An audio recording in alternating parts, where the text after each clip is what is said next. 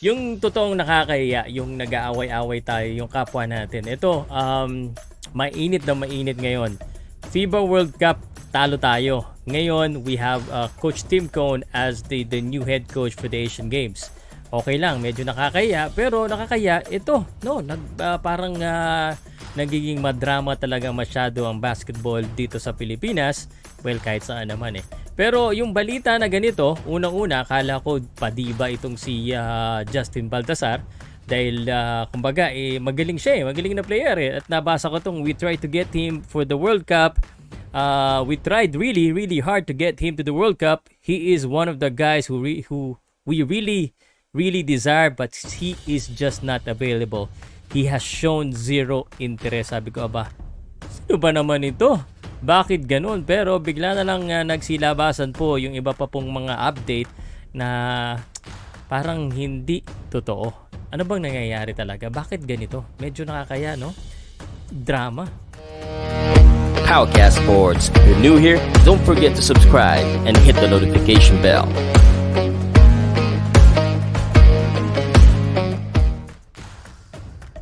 So, kalat ngayon sa social media ang tila naging mainit na sitwasyon ngayon, sumagot dito si Justin Baltasar courtesy of Spin, Sabi niya, sobra po akong nasaktan kasi ako nga po hindi na i-invite, gustong-gusto ko tapos ngayon ako pa po ang binabash ng tao dahil akala ng lahat ayaw ko daw. Ayan na, nagsilabasa na.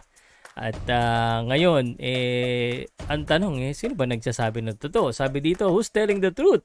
Justin Baltasar absence at Gilas Pilipinas. Hindi siya tinawagan, sayang nga. At meron pa akong isang quote dito, courtesy of Spin. Andito lang kami sa Pampanga, hindi option ni Chot Reyes, si Balti, added Pineda, which explained that MPBL even took a hiatus in deference to the World Cup. It's easy to understand the governor's unhappiness. Okay. Medyo mahirap pong intindihin. Siyempre yung nangyayari sa loob. Siguro mas marami kayong alam sa akin. Pero ang mas madaling intindihin dito ay yung sitwasyon. Medyo pangit tingnan sa mga fans. And siguro idagdag na rin natin ito sa dahilan kung bakit hindi tayo hindi tayo nanalo, hindi tayo nagkakasundo, hindi tayo nagkakaintindihan. One of them is telling lies, one of them is telling the truth. Sino ba? And that alone po, bilang isang tao, bilang isang basketball fan, ay hindi na po maganda internally kasi internally nagkakagulo-gulo tayo dito. Hindi natin malaman kung ano ba nangyayari. Naglolokohan ba tayo dito, kumbaga. Siguro yung mga ganitong sitwasyon dahil nga public figure sila, lumalabas ng ganito, syempre yung bata naman is just trying to also protect his image and naintindihan mo, kung babasahin mo kasi, ano ba talaga? Bakit ganun? Siguro yan, yung mga fans tuloy, medyo kumbaga, syempre may kakampi kay Justin, may maniniwala kay Coach Tim Cone. Ang problema, nahati na naman po tayo. Dapat solid po tayo na sumusuporta sa ating basketball country. At again, ako po ay nagsasalita from the outside. I'm not gonna tell you what's the solution, kung anong ganito. I'm just telling you guys the frustration of the basketball fans na this could have been a simple situation of whether you like to play or not, or if he's not invited really or not. Pero it turns out, meron pang nagsisinungaling. Parang ganun ang dumadating sa amin, which is not very good. Alam mo, ilan linggo na lang, ay World Cup na. Ay World Cup, Asian Games na, Hindi ko na makalimutan yung World Cup eh. By the way, sa Sunday yung finals ng World Cup. At sa huling press conference po ni Coach Tim Cone, sinabi niya dito na wala pa siyang final 12. Of course, the usual suspects are there at sa Monday pa. Ngayon, sa aking pananaw, dahil po sa nangyari dito, kahit pa gaano kagaling, big man kasi ito si Justin eh. If you look at his Wikipedia, ayan yung mga nilaruan niya. He's a mythical team sa UAAP champion, PSL champion. He played for San Juan Knights, Pampanga Delta, Hiroshima Dragonflies, at yan po, no? Marami pa. Teka lang, mayroon ako ditong ano eh. Ito, ayan o, yung ano niya, 26 years old pa lamang, ano? 6'9", so he's a big guy. Basahin ko pala to, no? Ito yung kanina from the Pin.ph, no? Available naman daw po siya sa World Cup.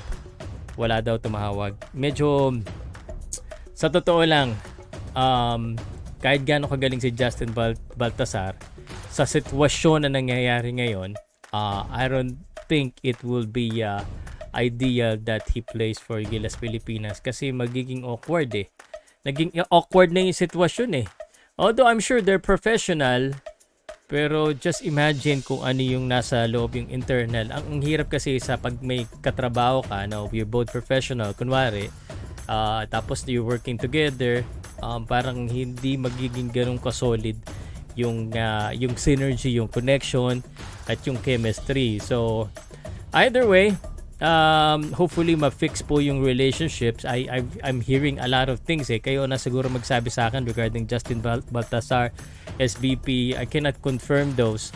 But ito lang po, medyo nakakalungkot isipin na ngayon ang mga tao, again, kasama na naman to sa Gilas serye, ang telenovela ng mga Filipino basketball fans or sports fans, ano kaya ang susunod na kabanata? No? Sino kaya? Magkakaalaman kaya kung sino talaga nagsasabi ng totoo? Siguro tanungin ko po yung opinion po ng mga followers ko dito. Ano po ba ang real score dito sa sitwasyon ngayon? At kung kayo ba si Justin, kunwari, biglang sige, imbitado ka na. Would you show up? I'm sure he would show up, but does it make sense now that he plays for the Gilas with this type of things already out sa media?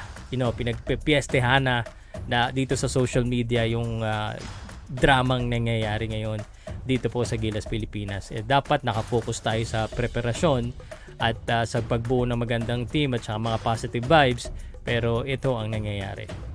Let me know po sa comment section.